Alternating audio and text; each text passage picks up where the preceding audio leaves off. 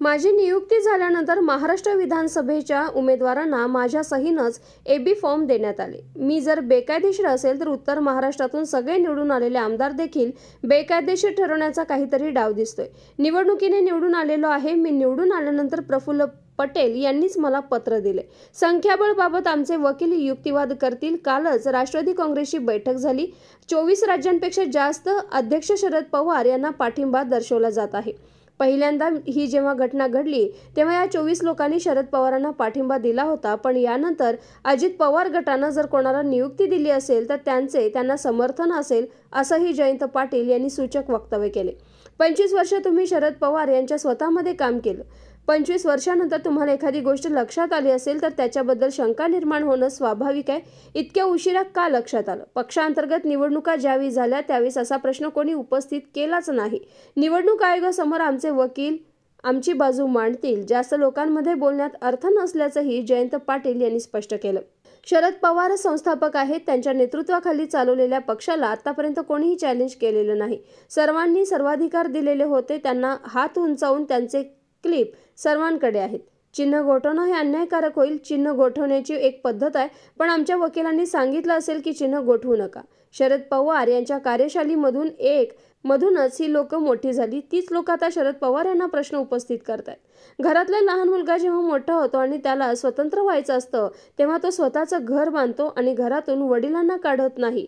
यातच सगळं आलं असं वक्तव्य प्रदेशाध्यक्ष राष्ट्रवादी पवार गट जयंत पाटील यांनी केलंय।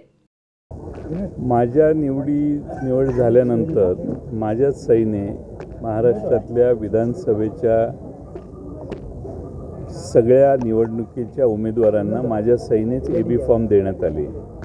त्यामुळं मीच जर बेकायदेशीर असेल तर महाराष्ट्रातल्या सगळ्या निवडून आलेल्या आमदारांच्या निवडी बेकायदेशीर ठरवण्याचा काहीतरी डाव याच्यात दिसतोय।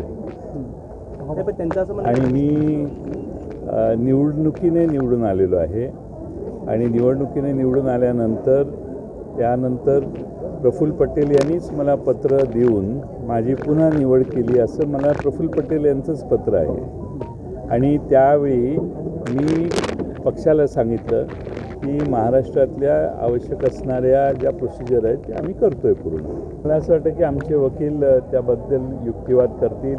कालच राष्ट्रवादी काँग्रेसची देशाची बैठक झाली। त्यामध्ये 24 राज्यांपेक्षा जास्त अध्यक्ष पवारसाहेबांना पाठिंबा देणारे तिथं उपस्थित होते। पहिल्यांदा ही घटना झाली त्यावेळी देखील या 24 जणांनी पवारसाहेबांना पाठिंबा दिलेला आणि जे पक्षातून बाहेर गेले त्यांच्याविषयी नाराजी त्यांनी त्यावेळी व्यक्त केलेली। त्यामुळे आता त्यानंतर त्यांनी स्वतः काही पत्र देऊन कोणाला नेमणूक केली असेल आणि ते आमच्याबरोबर आहेत असं सांगत असतील तर मला वाटतं निवडणूक आयोगाने सुरुवातीपासून जे अध्यक्ष आहेत ते कोण आहेत याची माहिती घेऊन योग्य तो निर्णय द्यावा। 25 वर्ष आपण पवारसाहेबांच्या नेतृत्वाखाली काम करतात, तर 25 वर्षानंतर एखादी गोष्ट लक्षात आली असेल तर त्याच्याबद्दल शंका निर्माण होणं स्वाभाविक आहे की इतक्या उशिरा का लक्षात आलं।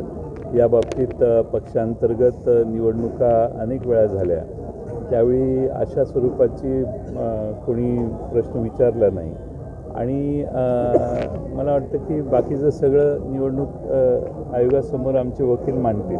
मी आता पब्लिकली त्यात मांडण्यात काही फार अर्थ आहे असं नाही।